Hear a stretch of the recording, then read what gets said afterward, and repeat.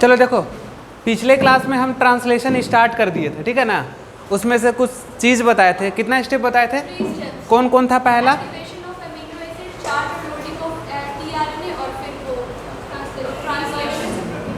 ठीक है, तो उसमें से दो तो बता दिए थे।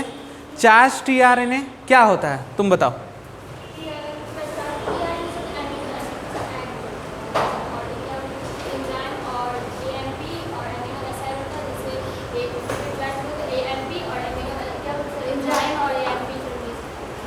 अच्छा चलो, तुम उसके बाद बताओ।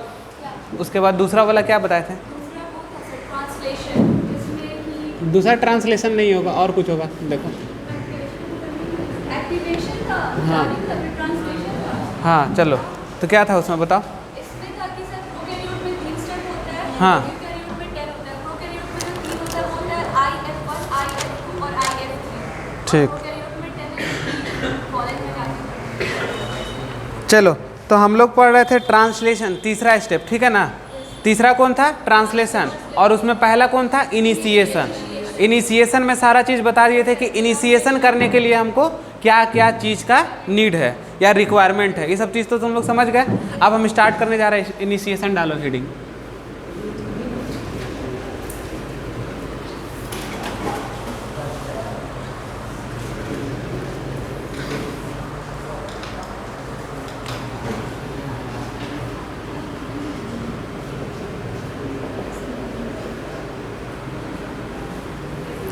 एक इनिशिएशन था, दूसरा इलोंगेशन और तीसरा, चलो, तो पहला इनिशिएशन, चल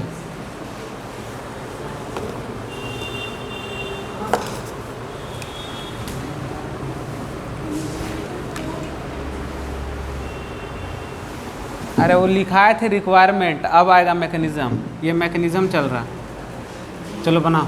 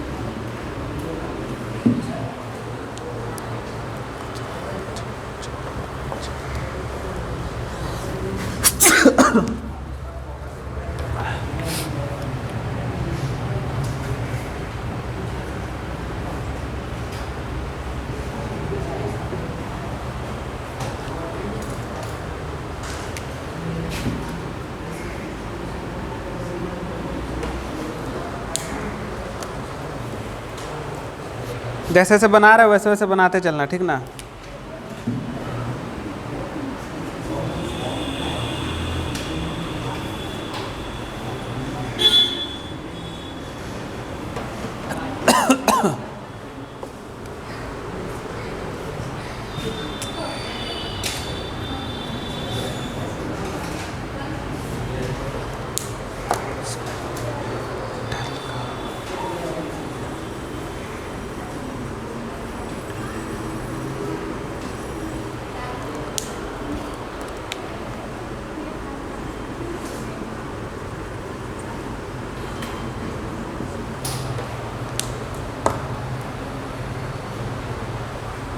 चलो, हो गया,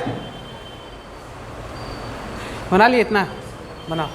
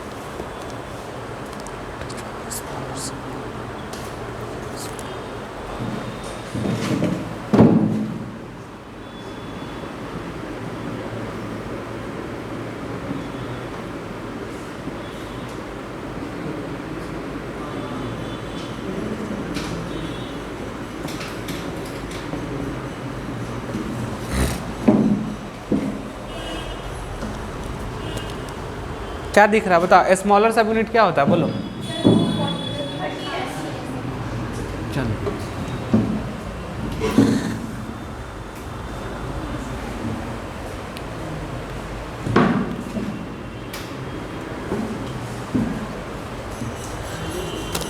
चलो देखो स्टार्ट कर रहे हैं। ये इनिशिएशन है और इनिशिएशन के लिए हमको क्या क्या चाहिए था बताओ। सारा चीज़ रिक्वायरमेंट तो हम लिखा चुके थे, ठीक है। यानी उसमें चार्ज टीआरएनए भी चाहिए था हमको, एमआरएनए चाहिए था, राइबोसोम का स्मॉलर यूनिट चाहिए था और लार्जर सब यूनिट चाहिए था, Mg2+ चाहिए था, ये सब चाहिए था, नीट था ना। सबसे पहले हम इनिशिएशन को स्टार्ट करते हैं तो सबसे पहले हम mRNA का एक स्ट्रैंड लेते हैं, ठीक। ये mRNA का स्ट्रैंड है और इसके इस साइड 5 एंड है और इधर 3 एंड है। यहाँ पर देखो क्या लगा हुआ है AUG, इसको क्या बोलते हैं स्टार्ट, स्टार्ट कोडॉन बोलते हैं। देखो जब हम इधर की ओर जाते हैं तो अप स्ट्रीम होता है कि डाउन स्ट्रीम होता है ये बताओ। ये अप स्ट्रीम का साइन है ना, तो क्या हुआ अप स्ट्रीम। जब हम स्टार्ट किए तो जब हम स्टार्ट कोडॉन से किधर की ओर जा रहे हैं, अप स्ट्रीम की तरफ जा रहे हैं। तो देखो अप स्ट्रीम की तरफ जाने के बाद 4 to 12 एन बेस के बाद क्या मिलता है, एक सीक्वेंस मिलता है जिसको बोलते हैं साइन सीक्वेंस। क्या बोलते हैं, साइन डेल्गार्नो सीक्वेंस। और इसी पूरा कंप्लीट को जब हम क्या करेंगे AUG स्टार्ट कोडॉन से जब हम अप स्ट्रीम की तरफ जाएंगे तो एक सीक्वेंस मिलता है, उसी सीक्वेंस को क्या बोलते हैं साइन। और ये क्या करता है हमारा इनिशिएशन स्टार्ट हुआ यहाँ से तो क्या मिला साइन। जस्ट अब हम देखो ये कहाँ से कितना अप स्ट्रीम से कितना बेस के बाद मिल रहा साइन 4 to 12 एन बेस मिल रहा। क्लियर हो गया। अब समझेंगे जब ये स्टेप कंप्लीट हो गया तो ये सीक्वेंस आ गया। तो दूसरा देखो पहला में क्या आ रहा कि अटैचमेंट ऑफ क्या स्मॉलर सब यूनिट ऑफ राइबोसोम, यानी कि अब स्टार्ट हो गया इनिशिएशन किससे साइन किससे डेल्गार्नो।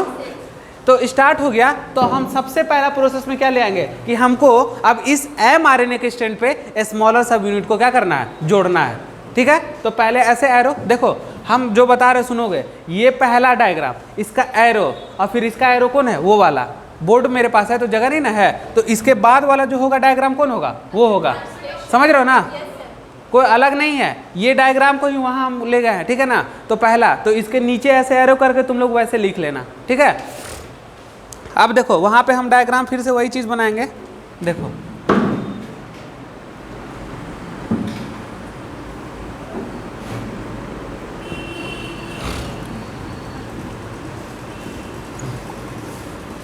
(5' और 3' mRNA।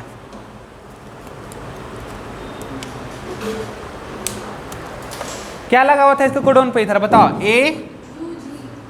AUG, ठीक है। A था, U था और G था और कितना था इधर टोटल बताओ 8। क्या बोला डायग्राम वो वाला बना रहा है कि उसके बाद का स्टेप है, सबको बनाना है। जब बोल रहे हैं वहाँ लिख दिए क्या अटैचमेंट ऑफ स्मॉलर सब यूनिट इसमें जुड़ा हुआ है। चलो अच्छा बताओ यहाँ पे कौन सीक्वेंस है बताओ SD। अब इसको शॉर्ट में लेके हम लोग क्या चलेंगे अब, तो यहाँ बोलेंगे SD। क्या बोलेंगे बाबू SD। इस SD का मतलब समझ गए क्या साइन डेल्गार्नो सीक्वेंस, ठीक है। अब देखो यहाँ पे हमको क्या अटैच करना है स्मॉलर सब यूनिट। क्या अटैच करना है स्मॉलर सब यूनिट।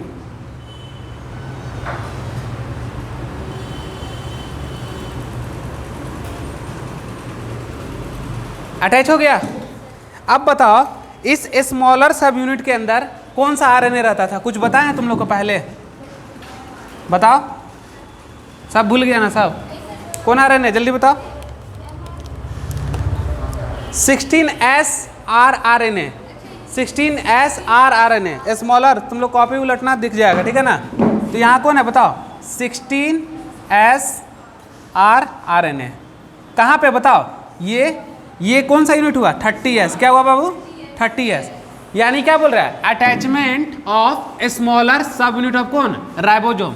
यानी इस mRNA के स्टैंड पे क्या अटैच हो गया, ठीक है। 16S आरएनए तो राइबोसोम के अंदर का है, लेकिन अटैच क्या हुआ 30S स्मॉलर सब यूनिट किसका राइबोसोम का। अब हमको एक बात यहाँ पे तुम बताओ कि ये जो है इसका क्या होगा बताओ। ये एक 2 3 4 5 6।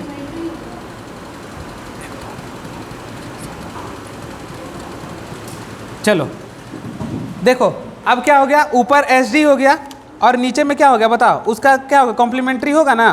तो हम इसका क्या कर देंगे, अगर मान लो यहाँ पे हम एडेनिन लिए तो ये क्या होगा, गुआनिन लिए, तो नीचे क्या हो जाएगा बताओ, एडेनिन का क्या होगा यूरासिल और गुआनिन का क्या होगा साइटोसिन। तो देखो क्या बन रहा है, दोनों एक दूसरे का क्या बन रहा है बताओ, कॉम्प्लीमेंट्री बन रहा है। पहले इतना बनाओ आराम से।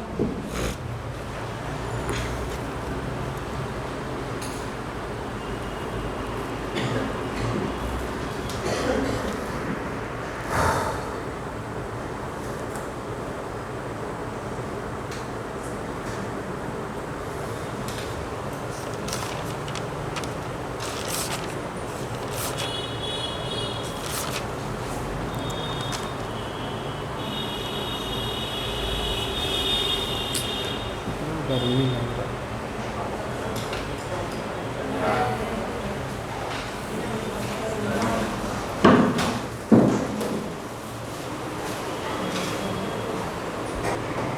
चलो देखो ऊपर वाला HD सीक्वेंस है तो नीचे वाला उसका क्या होगा बताओ, एंटी HD सीक्वेंस बोलेंगे। क्या बोलेंगे, एंटी HD सीक्वेंस।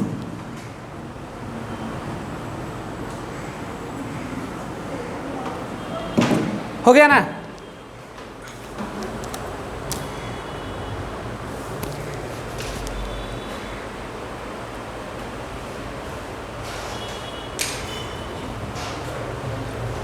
करें स्टार्ट। देखो ये एंटी HD सीक्वेंस हो गया। अब हमको बताओ इस पूरे कॉम्प्लेक्स का नाम हम लोग क्या दे सकते हैं। देखो सबसे पहले mRNA स्ट्रैंड था, ठीक है। mRNA स्ट्रैंड के बाद कौन आया, साइन डेल्गार्नो सीक्वेंस, वो आ गया, पहला प्रोसेस कंप्लीट। उसके बाद पहले नंबर पे हम क्या कर रहे हैं, इसमें अटैच कर रहे हैं, तो यहाँ स्मॉलर सब यूनिट अटैच हो गया। जब अटैच हो गया तो इस पूरे कॉम्प्लेक्स का नाम हम दे सकते हैं बताओ 30S। क्या बोलेंगे 30S mRNA। और क्या इसमें बताओ क्या क्या जुटा है, 13S mRNA कॉम्प्लेक्स इसको बोल सकते हैं। ये पूरा क्या बना बताओ 13S mRNA कॉम्प्लेक्स। देखो समझो बात को, सबसे पहले इसमें क्या जुटा 30S जुटा और कैसा है mRNA है, तो ये 30S जब पूरा जुट गया तो इस सबको मिला के 13S mRNA कॉम्प्लेक्स बोल सकते हैं ना। तो ये हमारा क्या हुआ, पहला चीज़ कंप्लीट हुआ। तो हम छोटा यूनिट को तो जोड़ चुके हैं, जोड़ लिए। अब देखो अभी प्रोसेस कंप्लीट नहीं हुआ, तो फर्स्ट डायग्राम कौन हुआ तुम लोग का, ये वाला। कौन वाला, ये वाला। तो फर्स्ट डायग्राम में ये रहेगा, फर्स्ट डायग्राम। ये कौन सा डायग्राम बताओ, सेकेंड डायग्राम। चलो अब हम इसको मिटा रहे हैं, अब थर्ड बना रहे हैं। इसके नीचे एरो डालोगे, किसके नीचे, अब इसके नीचे।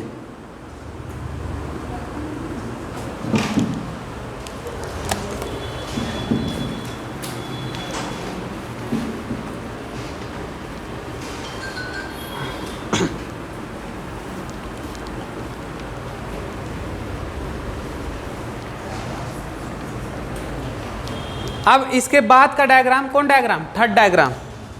तो यहां लिखेंगे थर्ड डायग्राम। चलो इस एरो को उठा के हम यहाँ पे ले आए, चलो और यहाँ नीचे कर दिए। अब समझ जाना ये कौन हुआ, अब इसके बाद का प्रोसेस होगा। देखो अब थर्ड में क्या होने वाला है, अटैचमेंट ऑफ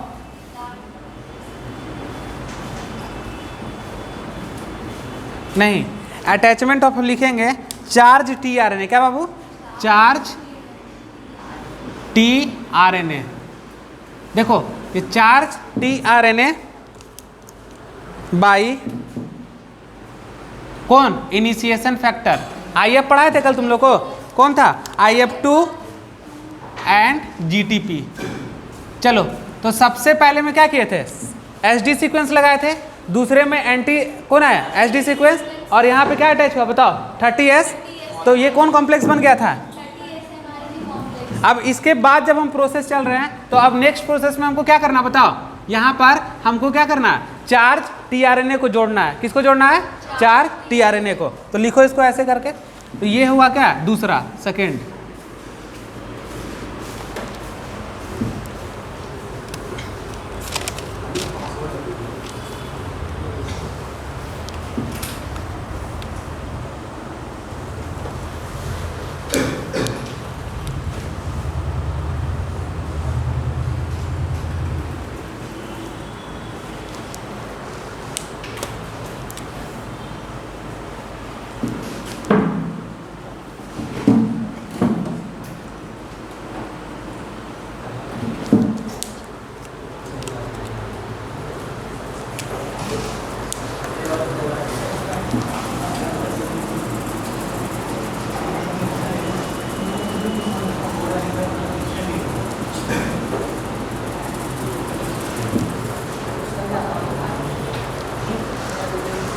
चलो बनाओ ऐसे, बन गया।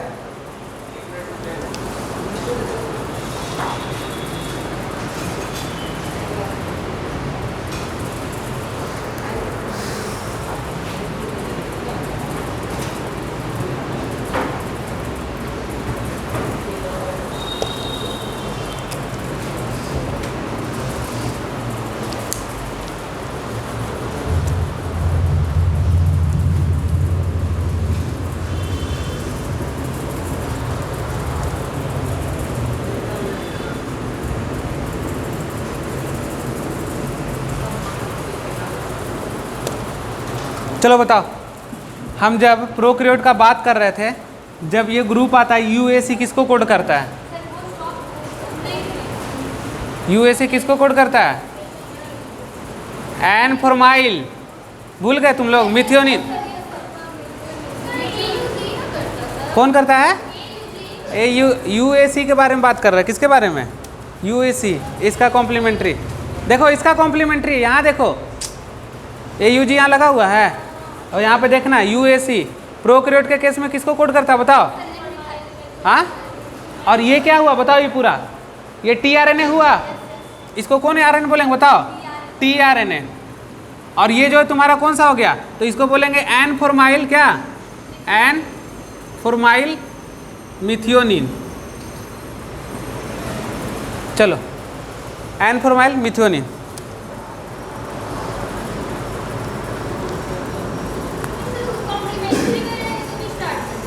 हाँ, अभी देखो तो कैसे जुटेगा। हम इसको जोड़ने का ना चीज़ कर रहे हैं। पहले इसको बनाओ साइड में।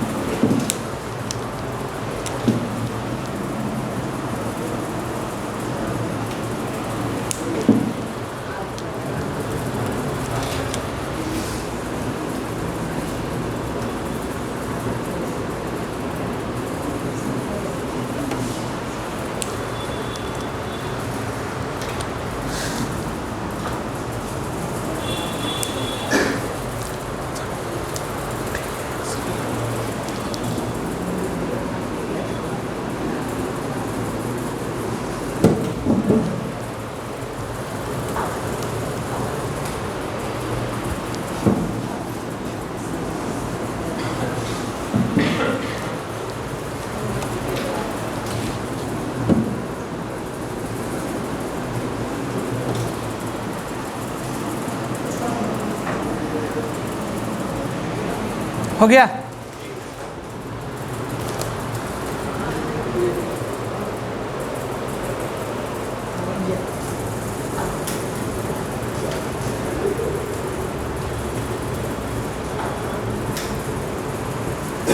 स्टार्ट करें?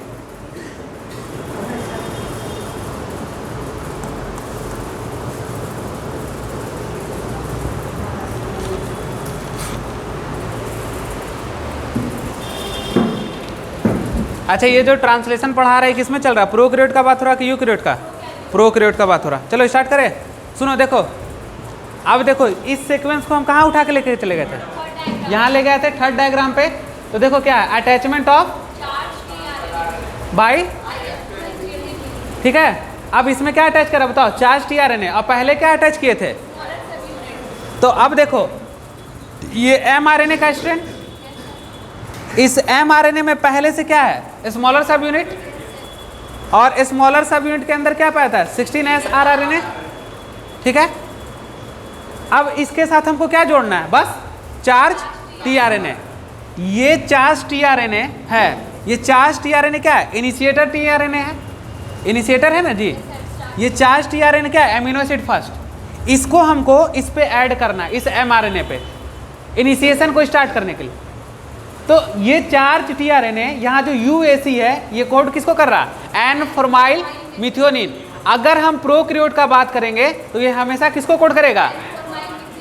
अब देखो यहाँ पे क्या लगा हुआ? AUG। ये इसका कॉम्प्लीमेंट्री है कि नहीं? जरा देखो, इसको यहाँ पे लाके जोड़ना है तो हमको जोड़ने के लिए चाहिए इनिशिएशन फैक्टर 2 और GTP, एनर्जी चाहिए।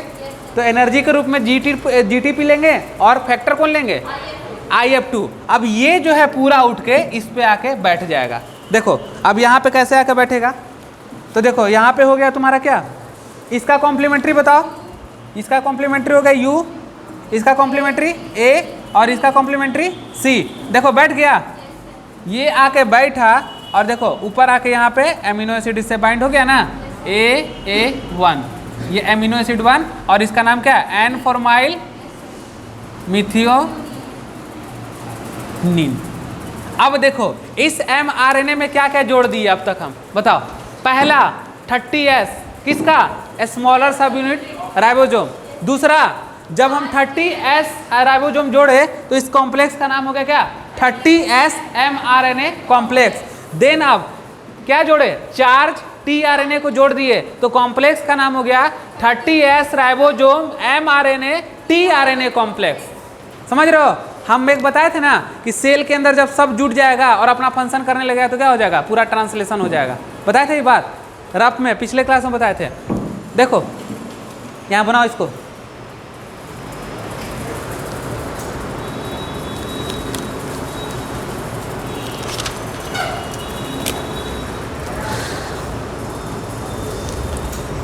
अब देखो, अब लास्ट डायग्राम इसका कौन बचा? अब बचा है क्या? अभी तक और क्या नहीं जोड़े हम, बताओ। लार्जर सब यूनिट तो जोड़े नहीं है। तो देखो स्मॉलर तो जुड़ चुका है, चार्ज tRNA भी जोड़ दिए हैं, लेकिन अब कौन बच गया? लार्जर बच गया। तो हम लोग आएंगे कौन सा डायग्राम? फोर्थ डायग्राम पे। किस पे आएंगे? Fourth diagram.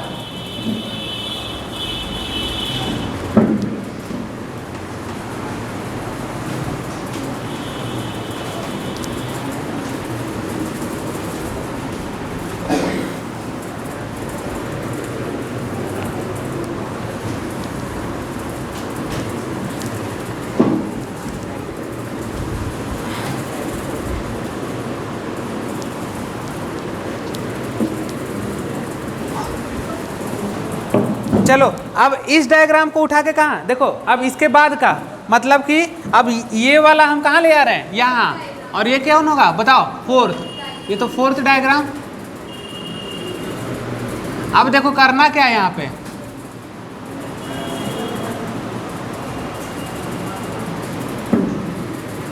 तुम लोग अपने कॉपी में नीचे एरो बनाए हो ना पूरा? चलो ठीक है। तुमको क्या हुआ? समझ में नहीं आ रहा क्या? क्या हुआ तो?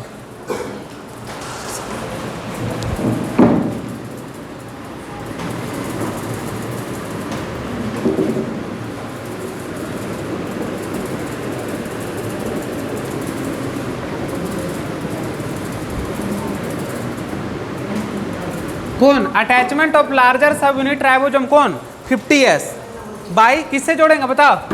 किससे जुड़ता है? By mg। तुम लोग याद नहीं रखते हो ना, बहुत गंदा बात है ये सब। पूछते हैं तो याद रखना चाहिए ना किससे किससे जुड़ता है, जवाब देता ही नहीं है। सब पीछे का कॉपी है, रिवाइज नहीं कर रहा यानी तुम लोग।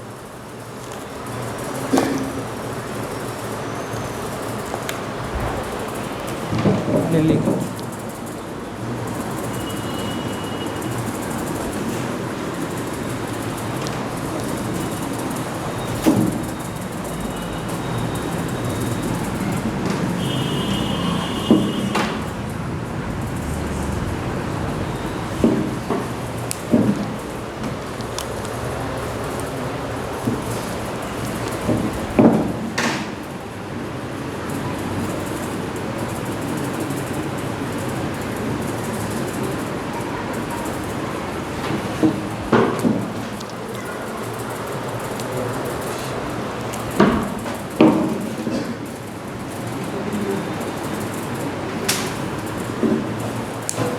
देखो यही वाला डायग्राम है, खाली उसमें हमको क्या करना है, लार्जर सब यूनिट को जोड़ देना है, ठीक है ना। तो ये हो जाएगा हमारा ई, ये हो जाएगा पी और ये हो जाएगा ए, ठीक है। देखो इसमें क्या क्या बनाए थे बताओ, तुम लोग बोलो अब। चलो देखो हम यहाँ बना रहे हैं, सुनना देखना, जी जी जी। अब नेक्स्ट चेंज कर दिया, लिखो जी जी जी।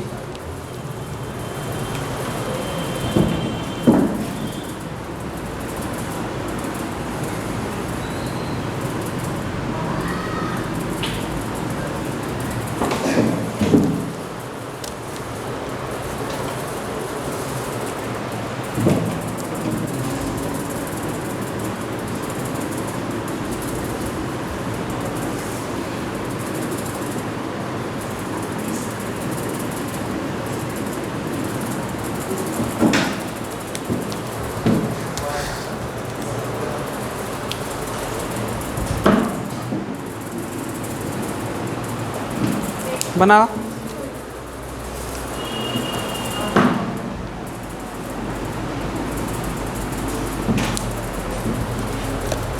चलो इतना बनाओ डायग्राम।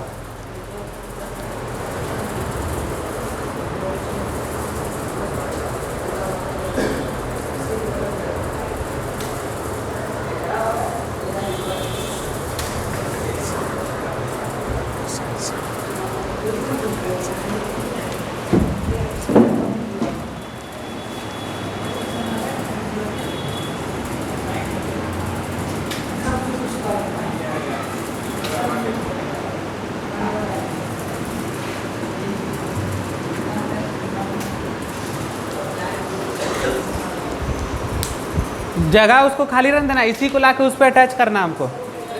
ये वाला अटैच होगा उस पर जाके, जैसे बनाया है एकदम सेम उसी तरह डायग्राम बनाना। क्या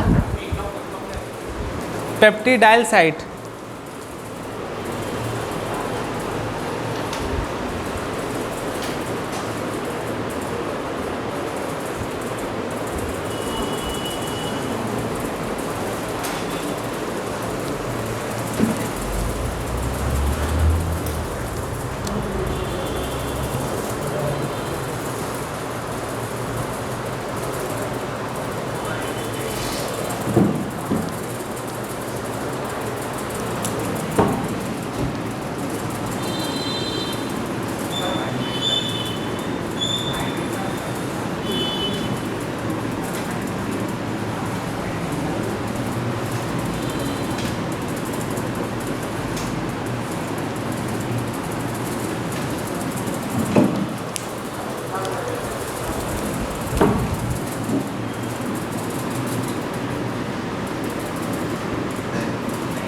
चलो देखो इसमें करना क्या है, समझो बात को।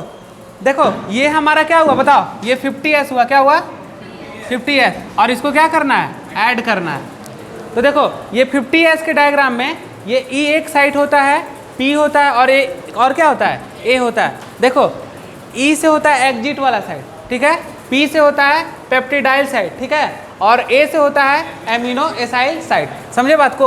अब इस पूरे को उठा के इस पे बैठा देना है, किस पे, इस पे लाके जोड़ देना है। तो कैसा यूनिट है, लार्जर की स्मॉलर, लार्जर, और यहाँ पहले से क्या जुड़ा हुआ है, स्मॉलर। तो बताओ अब कैसे बैठाएंगे, तो उस पर पूरा लाके हम क्या करेंगे, होल को यहाँ से जोड़ देंगे। देखो बैठ गया के, देखो ये क्या हो गया, ई हो गया, और ये क्या हो गया, पी, और ये क्या हो गया, ए। समझ में आ गया।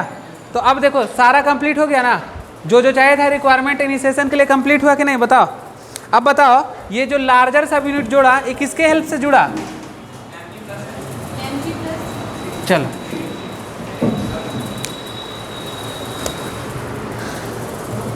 इसको क्या बोलेंगे आप बताओ, इसी को बोलेंगे इनिशिएशन कॉम्प्लेक्स। क्या बोलेंगे,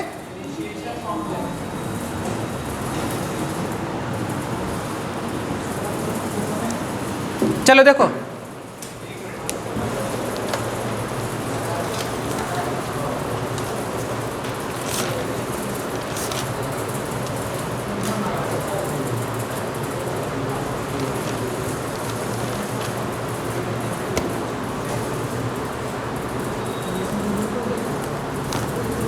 हो गया। चलो देखो हम इनिशिएशन में 3 तरह का चीज़ देखे। सबसे पहले mRNA का स्ट्रैंड लिए और उस पर क्या लगाए थे, HD सीक्वेंस। कब HD सीक्वेंस लगा था बताओ, अप स्ट्रीम की तरफ कितना एन बेस के बाद, 4 से लेकर 12 एन बेस के बाद HD सीक्वेंस लग गया। दूसरे डायग्राम पे जब हम आए थे तो क्या किए थे, स्मॉलर सब यूनिट को जोड़ दिए थे और वहाँ क्या बना था, एंटी HD सीक्वेंस, क्योंकि उसका कॉम्प्लीमेंट्री हो गया। तीसरे में क्या किए थे, चार्ज tRNA को जोड़े थे जिससे कॉम्प्लेक्स बना था, और चौथे में क्या करा दिए, इनिशिएशन कॉम्प्लेक्स बना दिए। तो ये सब जुट गया सब एक जगह। यही तो बताए थे कि सेल के अंदर ये सब जुट जाएगा तो क्या हो जाएगा, इनिशिएशन स्टार्ट हो जाएगा। अब देखो इनिशिएशन के बाद दूसरा स्टेप कौन है बताओ, इलोंगेशन।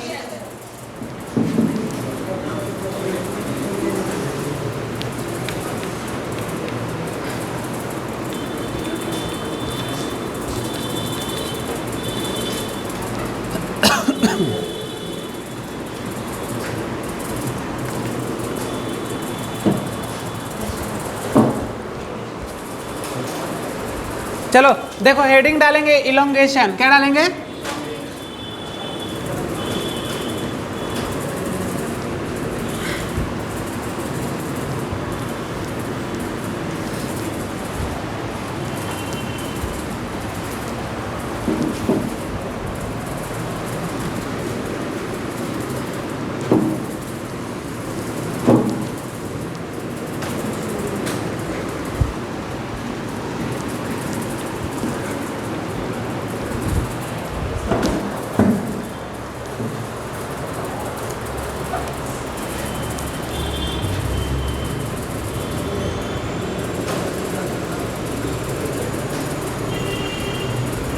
क्या है दूसरा, इलोंगेशन। डालो हेडिंग।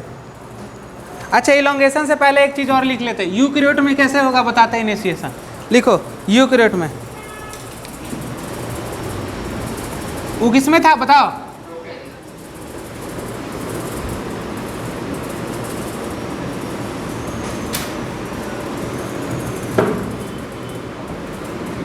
इनिशिएशन इन यूकैरियोट लिखो।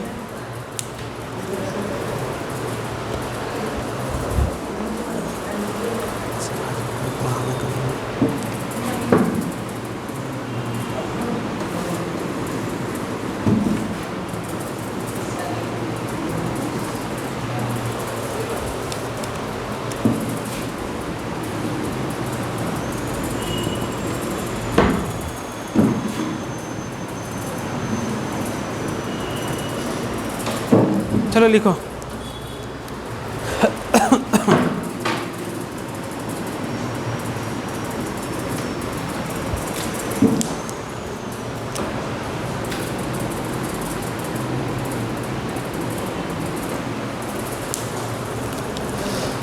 इसका कॉम्प्लीमेंट्री बताओ।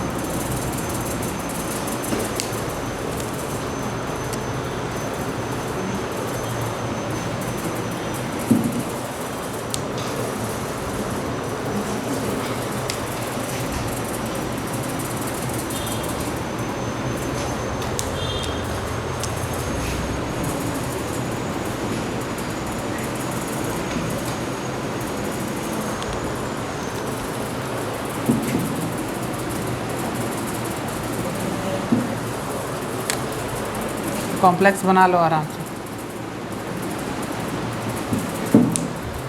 कौन कौन कॉम्प्लेक्स होगा बताओ, इधर क्या होगा, ई क्या होगा, पी, और ये क्या होगा, ए, और ये क्या जुटा बताओ, एमिनो एसिड ना है, एमिनो एसिड 1। अच्छा बताओ यूकैरियोट के केस में किससे कोड करते हैं बताओ,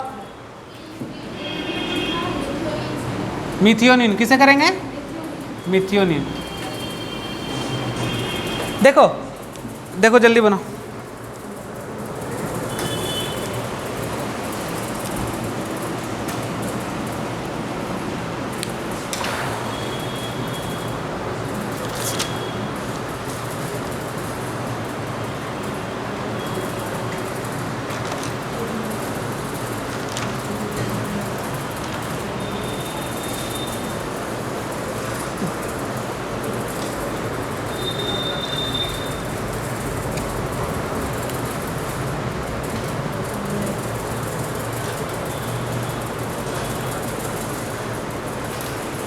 हो गया।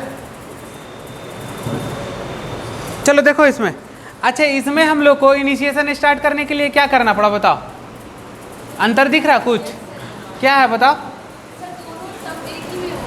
यहाँ पे 7 mg बताए थे ना स्टेबल बनाने के लिए, और उस साइड जो क्या जोड़ते थे, AAA पॉलीएनहाइड्रेट, किस में होता था, यूक्रेट में होता था।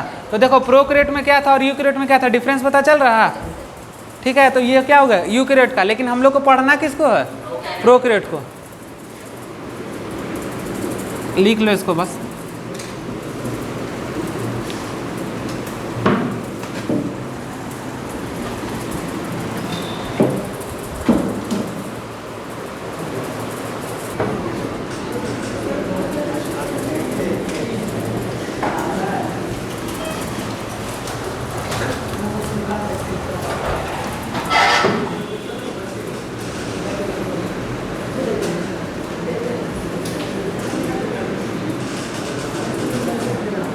लिखो इसको पहले।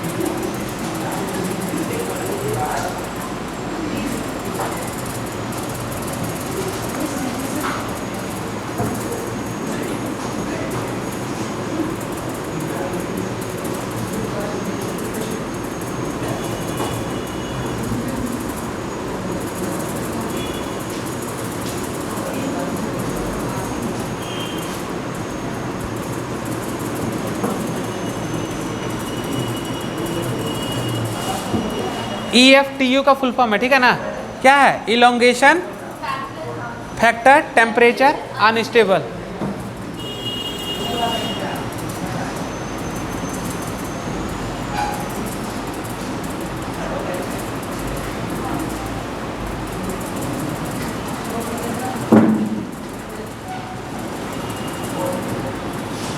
क्या हुआ, EFTS का इलोंगेशन फैक्टर टेम्परेचर स्टेबल, और EFGA क्या है, अलग फैक्टर है, ठीक है, इसको याद कर लेना।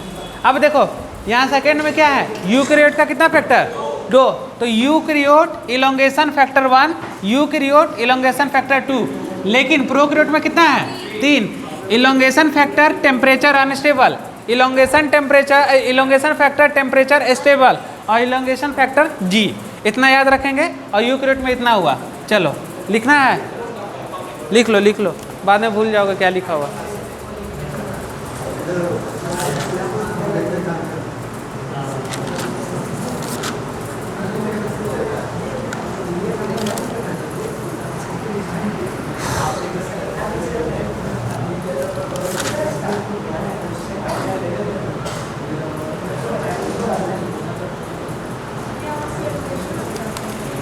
हो गया, क्या पूछना था कुछ, चलो हो गया ना।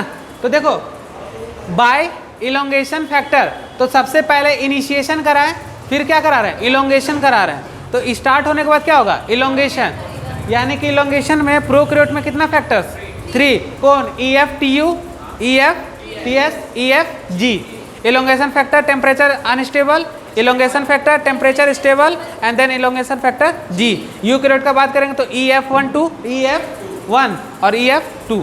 तो यहाँ पे E का मतलब क्या होगा, यूकैरियोट, ठीक है, लिख लेना साइड में कहीं पे, लिख लो यूकैरियोट होता है E का मतलब।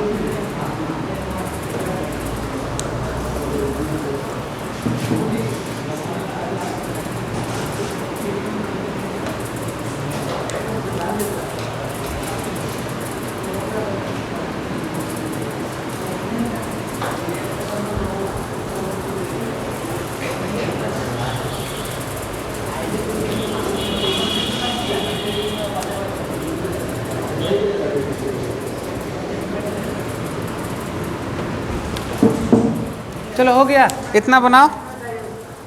अच्छा ये कौन कॉम्प्लेक्स बताया था बताओ? पी। और ये कौन था? ए। याद है ना? और इधर साइड में कौन होगा बताओ? ई होगा। अब किससे अटैच हो गया था ये? तो ऊपर वाला किससे अटैच है बताओ? लार्जर कि स्मॉलर? लार्जर। और नीचे वाला? स्मॉलर। ये कितना हो गया बताओ? 30s। और ये कितना हो गया? 50s। चलो ऐसे ड्रॉ करो।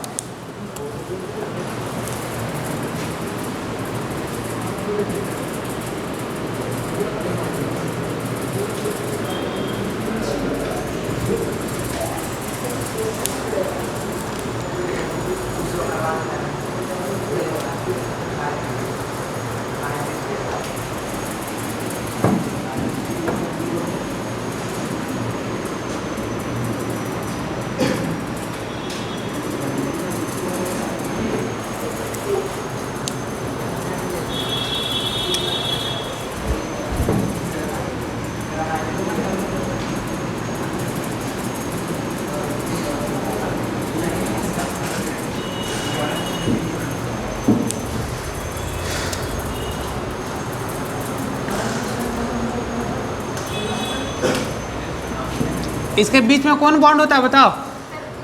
Peptide bond.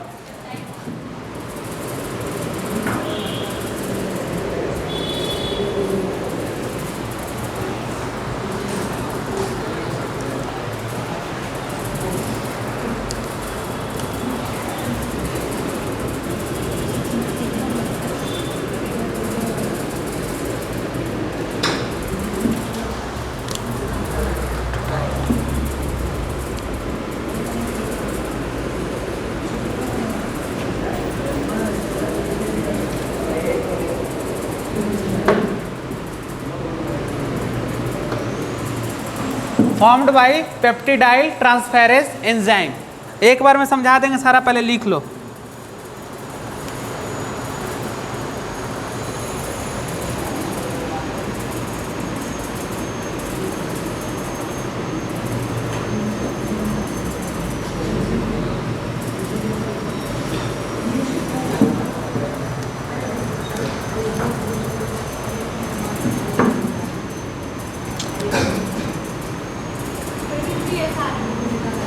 एट RNA होगा।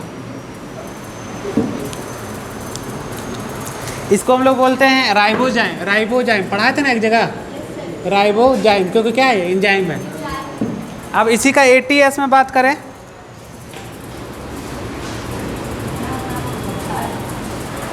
ATS लिखो।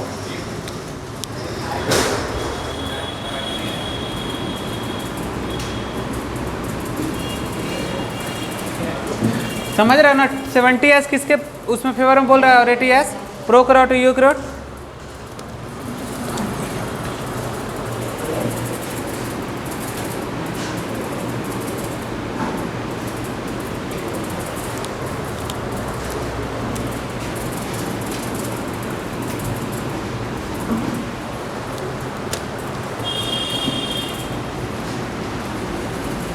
चलो पहले लिखो इतना जल्दी।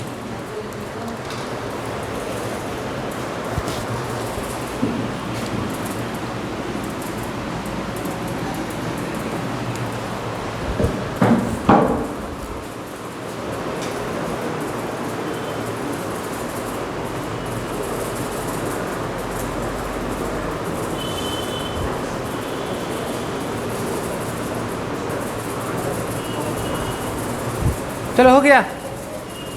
चलो देखो ये क्या है? इलोंगेशन। क्या है? सुनो देखो, ये क्या है कि अब सबको बढ़ाना है, पेप्टाइड चेन बनाना है। इलोंगेशन में क्या करेंगे? पेप्टाइड चेन ही बनाएंगे। तो देखो ये mRNA का स्टैंड हुआ, नीचे वाला कौन यूनिट हुआ? स्मॉलर, और ऊपर वाला कौन? लार्जर। अब देखो यहाँ पे क्या है? कोडोन AUG, और यहाँ क्या है? GGG। ठीक है ना? तो हम मानेंगे पहले A2 नहीं जुड़ा हुआ है, हमको क्या करना है? A2 को जोड़ना है वहाँ पे। तो देखो कैसे जुड़ेगा। तो पहले से तो ये था एमिनो एसिड फर्स्ट। अब हमको क्या करना है? पेप्टाइड बॉन्ड का फॉर्मेशन कराना है। तो सबसे पहले क्या लेंगे, A2 को क्या करेंगे, हमको इसमें जोड़ना है। जोड़ने के लिए इस A2 को, ये चार्ज tRNA है ना, इसको जोड़ने के लिए हमको क्या क्या चाहिए बताओ, EFTU, EFTS और क्या चाहिए, GTP यानी एनर्जी भी चाहिए। ये यहाँ से क्या हो गया, यहाँ पर आ गया, अटैच हो गया। देखो जब ये अटैच हुआ, जब अटैचमेंट का बात हुआ, तो जब यहाँ पे आके लग गया, लगने के बाद क्या हो रहा कि यहाँ पे पेप्टाइड बॉन्ड का क्या हो रहा, फॉर्मेशन हो रहा। और पेप्टाइड बॉन्ड का फॉर्मेशन कौन करता है, तो फॉर्म्ड बाय पेप्टाइडल क्या, ट्रांसफेरेज एंजाइम। 70S के बारे में बात करेंगे, यानी प्रोकैरियोट के बारे में ना। क्या होगा बताओ, यहाँ पे 20S 8 RNA होगा, जो क्या करेगा, राइबोजाइम एंजाइम है, ये पेप्टाइड बॉन्ड को क्या बनाएगा। लेकिन कैसे होगा, सुनो, यहाँ पर तो एनर्जी चाहिए पेप्टाइड बॉन्ड बनाने के लिए, और एनर्जी बनेगा कहाँ से, यहाँ तो एनर्जी चाहिए ना पेप्टाइड बॉन्ड बनाने के लिए। तो देखो एनर्जी क्या होता है, तो दो काम एक समय में होता है एक साथ। सुनो, यहाँ पर पेप्टाइड बॉन्ड जब बनेगा तो ये चार्ज tRNA जो दिख रहा है बाबू, ये चार्ज tRNA टूटेगा और ये एनर्जी रिलीज करेगा, और जब एनर्जी रिलीज करेगा तो पेप्टाइड बॉन्ड का फॉर्मेशन हो जाएगा। समझ रहे हो बात को ना, कैसे हुआ एनर्जी का फॉर्मेशन। देखो पहले ये क्या होगा, उधर से ये आके ऐड हुआ, ऐड होने के बाद यहाँ पे तो आके लग गया। अब हमको क्या करना है, पेप्टाइड बॉन्ड बनाना है। तो पहले से तो ये अमीनो एसिड के पास चार्ज tRNA है, और यहाँ पे भी आ गया चार्ज tRNA। तो हम इस बॉन्ड को जैसे ब्रेक करेंगे, ये बॉन्ड ब्रेक होगा, और ब्रेक होने के बाद क्या होगा, एनर्जी रिलीज करेगा। वही एनर्जी रिलीज करके क्या बना देगा, समझ में आया मैकेनिज्म।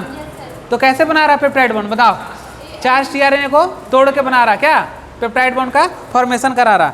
तो पहले क्या होगा बताओ, तो पहले A1 से क्या होता है, tRNA ब्रेक होता है, और A1 से tRNA जब ब्रेक हुआ तो एनर्जी रिलीज किया, और जो एनर्जी रिलीज किया वही पेप्टाइड बॉन्ड बनाने का फॉर्मेशन कर देगा। क्लियर। तो ये था हम लोग का पहला स्टेप इलोंगेशन का। आया समझ में कि नहीं।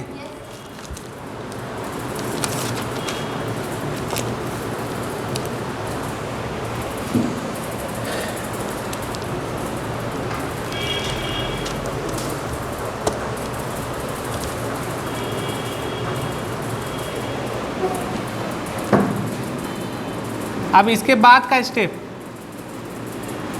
किसके बाद का, इसके बाद का, चलो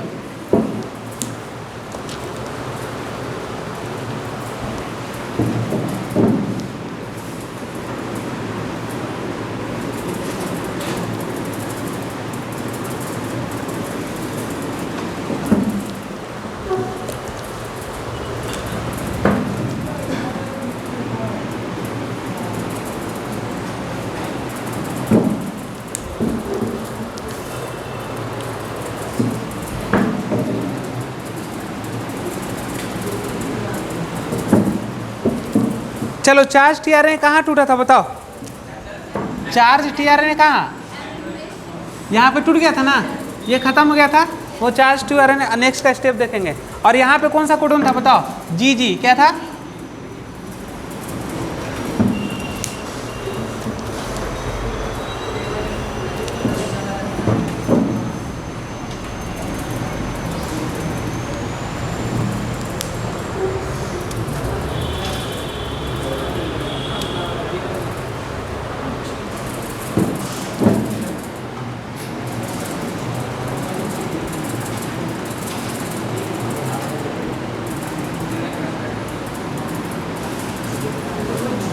अच्छा ये चार्ज tRNA इसका जोड़े थे तो इसके ऊपर तो रहेगा ना, किसके ऊपर, A2 का।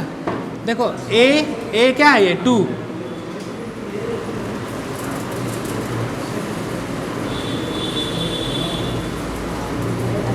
समझ में आ रहा कुछ इस डायग्राम से। चलो ऐसे बनाओ,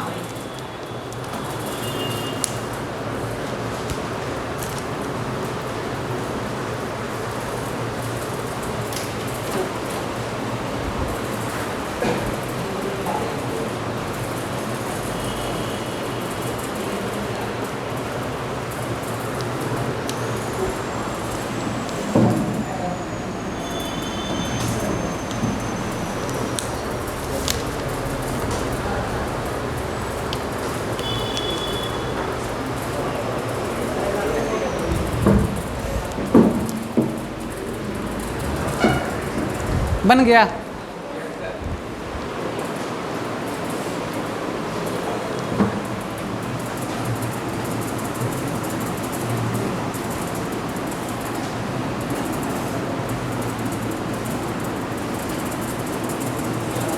चलो देखो पहले कैसे आया, पहले ये आया, फिर ये आया, फिर इसके नीचे आ रहे हैं।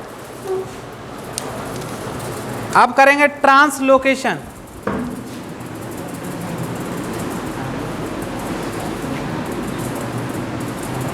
बाई, अब देखो कौन कौन होगा, ई एफ जी, फैक्टर देखे हो ना, ई एफ जी, और है जी टी पी। चलो लिखो। देखो ट्रांसलोकेशन का मतलब क्या होता है, कुछ समझ में आ रहा है? ट्रांसलोकेट करना,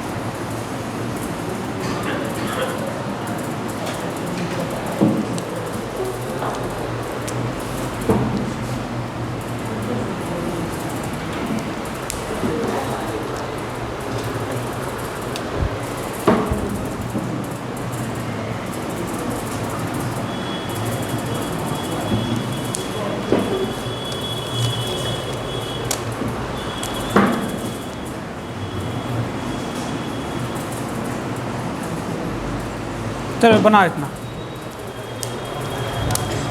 दिमाग खराब हो रहा है तो बनाओ।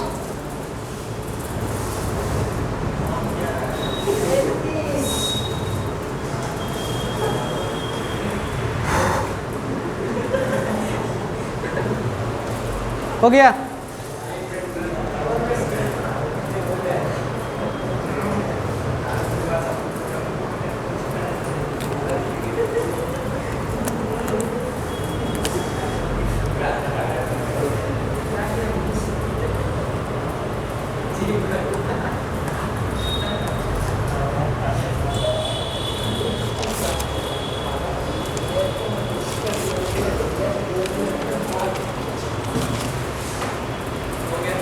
चलो देखो सुनो, अब क्या करना है कि 50s के पास यहाँ पे बैठ जाना है और आगे उसको क्या करना है, घसकाना है।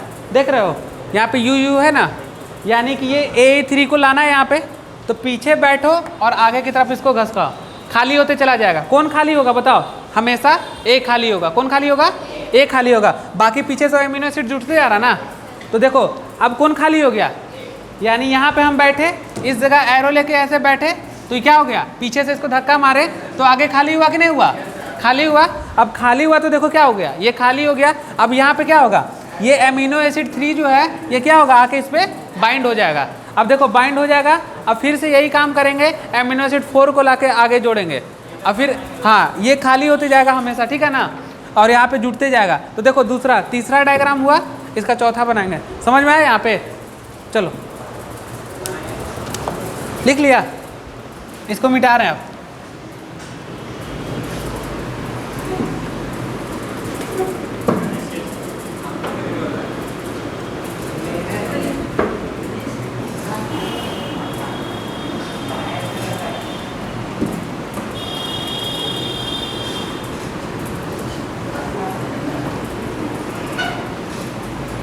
चलो इसके नीचे एरो डाले थे ना, अब इसका एरो इधर ले आएंगे, ठीक समझ, हाँ उसके नीचे ही आएगा।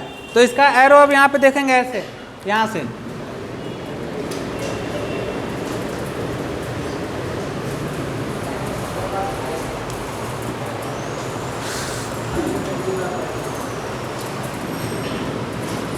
कौन कौन जुट गया था बता, A1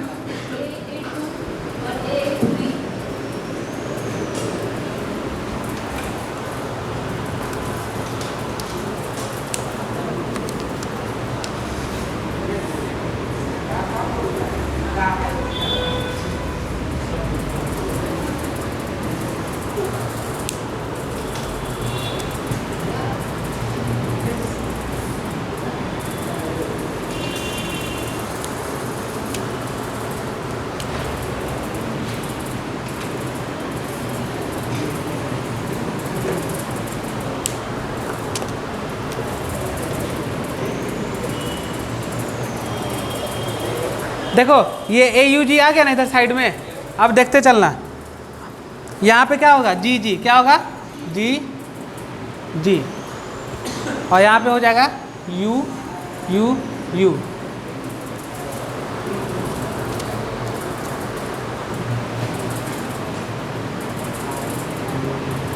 कौन खाली हो गया फिर बताओ, अब ये ना खाली हो गया यहाँ पे ना, यहाँ पे तो A3 2 जुटा हुआ है ना, ठीक है ना। तो देखो यहाँ पे हम 1 मिनट पहले लिखो, उसके बाद समझाएंगे, अच्छा से समझ आएगा।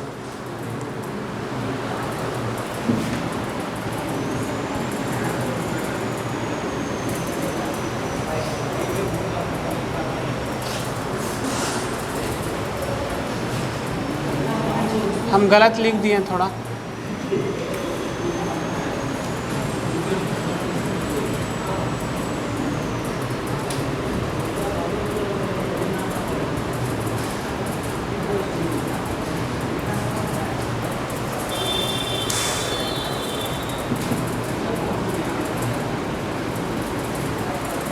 चलो ऐसे जोड़ लो।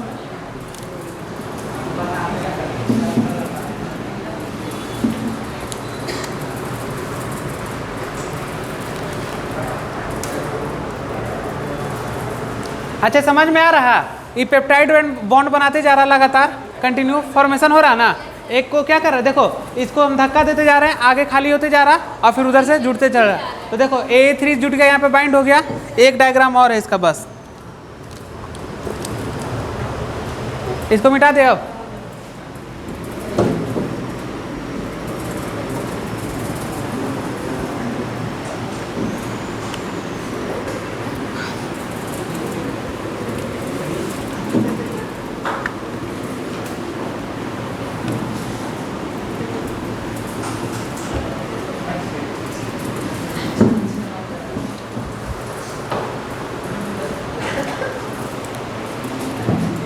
लास्ट डायग्राम इसका बना लो।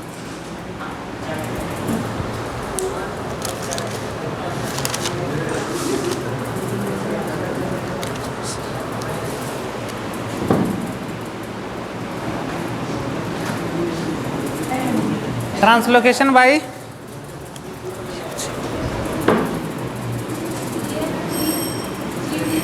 बस, ये तो प्रोसेस समझ में आ रहा है तुम लोग को कि एक को घसकाया जा रहा है, दूसरा को हम जोड़ते जा रहे हैं और पेप्टाइड बॉन्ड का फॉर्मेशन हो रहा है।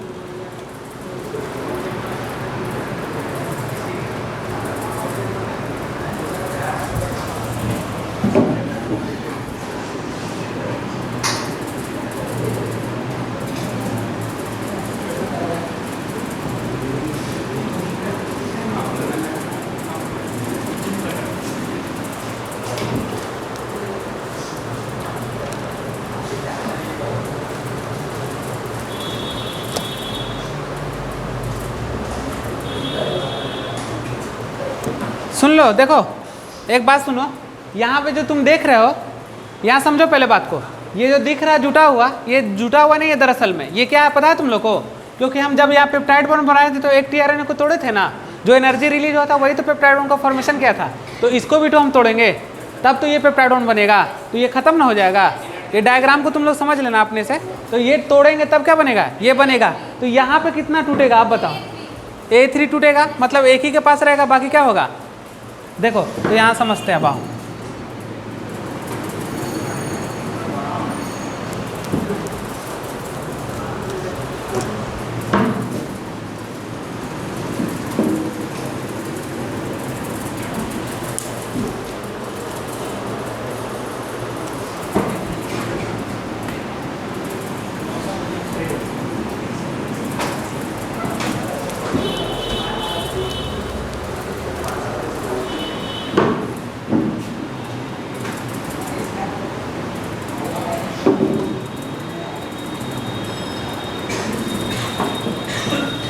A3 खाली हो जाएगा ना?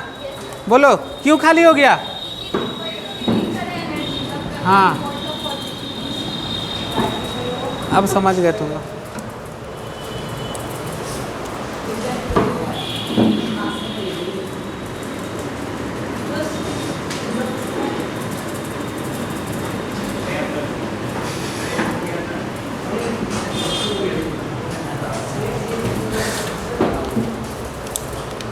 अब समझ में आ गया? और कुछ है ही नहीं इसमें। ये तो हो गया 30s, ये 50s। इस तरह से पूरा ट्रांसलेशन में क्या हुआ? इलोंगेशन हो गया, मतलब चैन इलोंगेट कर गया, बढ़ गया, पेप्टाइड बॉन्ड का फॉर्मेशन हो गया। बस कॉन्सेप्ट ध्यान में रखना है क्या कि tRNA को जब तोड़ेंगे जो एनर्जी रिलीज करेगा वही एनर्जी से क्या बनेगा? हमारा पेप्टाइड बॉन्ड बनेगा। तो देखो एक पेप्टाइड बॉन्ड जोड़ने के लिए क्या इसका पीछे वाला का tRNA तोड़ना पड़ेगा, तोड़ते जाएंगे, पेप्टाइड बॉन्ड बनाते चलेंगे, इसी तरह से बड़ा पॉलीपेप्टाइड चेन बन जाएगा और प्रोटीन का फॉर्मेशन कर देगा। लेकिन जब ये फॉर्मेशन कर देगा तो क्या होगा बताओ? फॉर्मेशन करने के बाद इसको रोकना भी तो पड़ेगा, और रोकने के लिए क्या स्टॉप कोडॉन का आना होगा। तो इसीलिए हम लोग तीसरा फैक्टर कौन पढ़ते हैं? Terminator.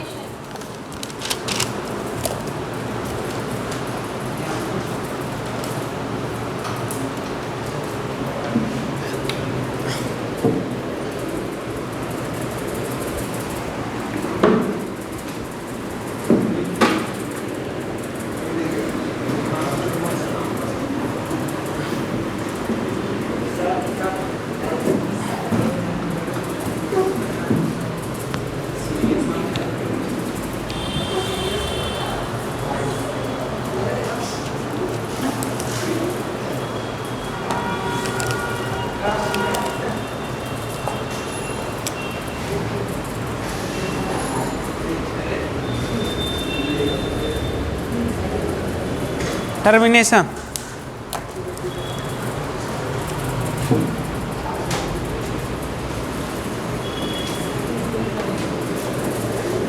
Bye releasing factor.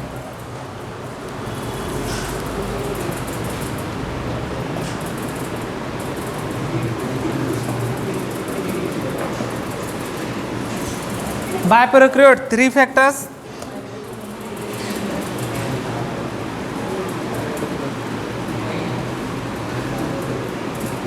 RF1, RF2, RF3। देखो R का मतलब क्या? रिलीजिंग। F का मतलब क्या? कितना फैक्टर बताओ? देखो तो ये RF1 है, क्या है? ये RF1 है, दिख रहा है ना तुम लोग को? तो ये क्या है? रिलीजिंग फैक्टर हो गया, रिलीजिंग फैक्टर्स। अब देखो इसको एक्टिवेट कौन करेगा? तो इस RF1 को एक्टिवेट करने वाला कौन है?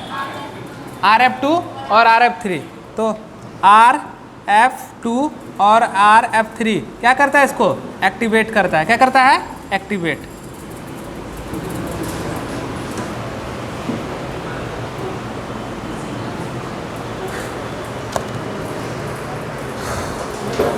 यूकैरियोट में क्या होता है? अब देखो यूकैरियोट का बात करें तो ERF1 बस, क्या एक ही यूकैरियोटिक रिलीजिंग फैक्टर एक ही होता है। लिखो इसको।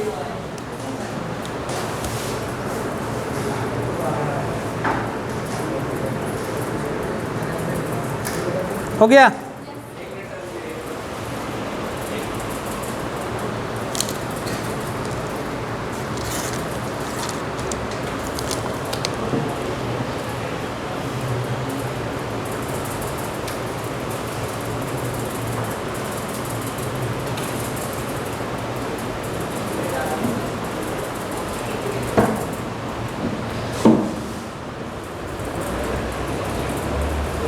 चलो देखो, ये रिलीजिंग फैक्टर्स हो गया। अब देखो इसमें हम लोग पढ़ते हैं, तो प्रोकैरियोट में कितना रिलीजिंग फैक्टर बताओ, और यूकैरियोट में 1।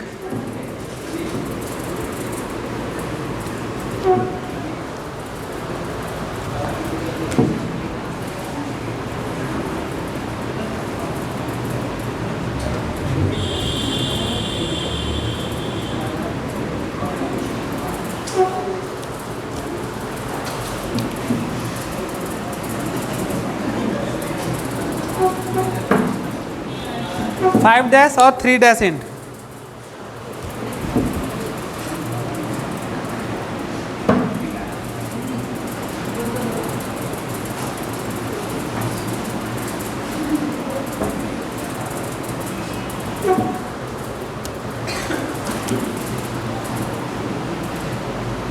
कैसा कोडोन है बताओ?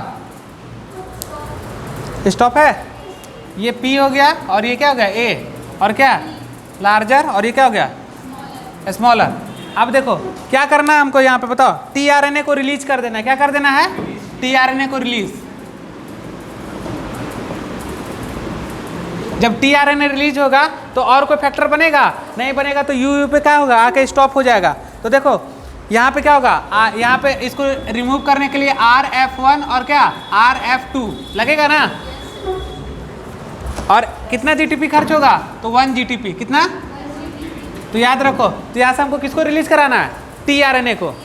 अगर tRNA रिलीज हो जाएगा तो कोई पेप्टाइडोन बनाएगा, अगर कोई पेप्टाइडोन नहीं बनेगा तो रुक ना जाएगा, यानी पूरा तरीका से स्टॉप हो गया। तो कहाँ पे स्टॉप हो गया? UU। कैसा कोडोन है? स्टॉप कोडोन, इसको बोलते हैं स्टॉप कोडोन। यहीं पे आकर टर्मिनेट कर जाएगा। चलो लिख लो।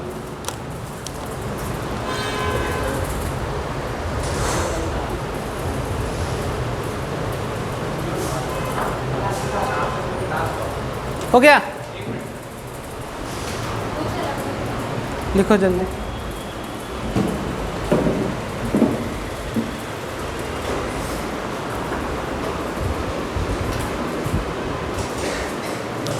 चलो एक सुपर नोट लिखा देते हैं आउटलाइन पूरे का, ठीक है ना, उसको याद कर लेना तुम लोग।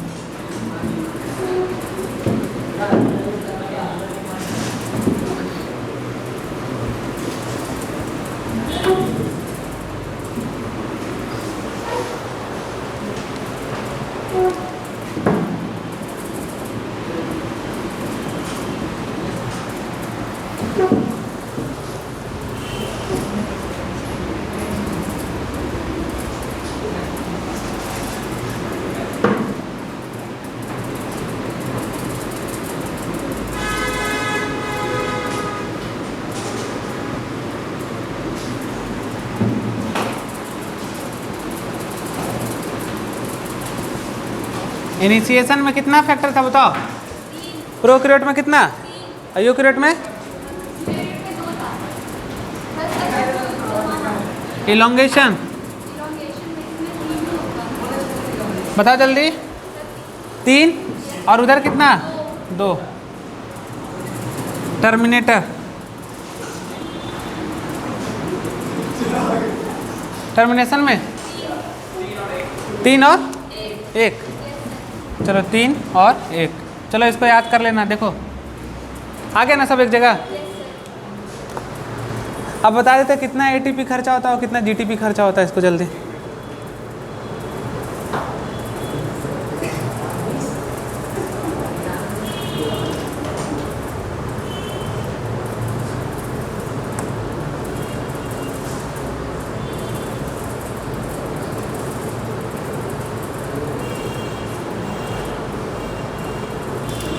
हो गया?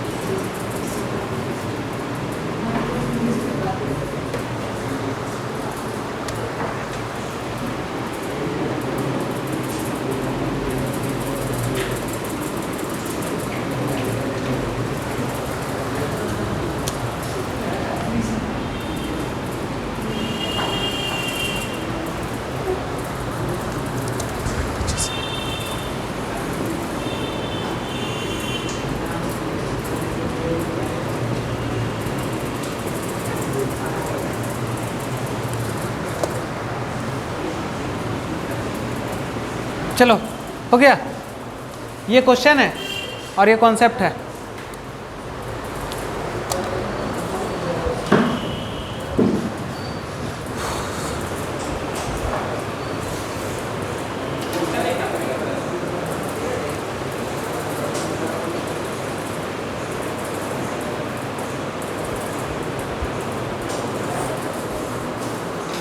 हो गया, चलो देखो, 25 ATP और 50 GTP। हाँ सही है।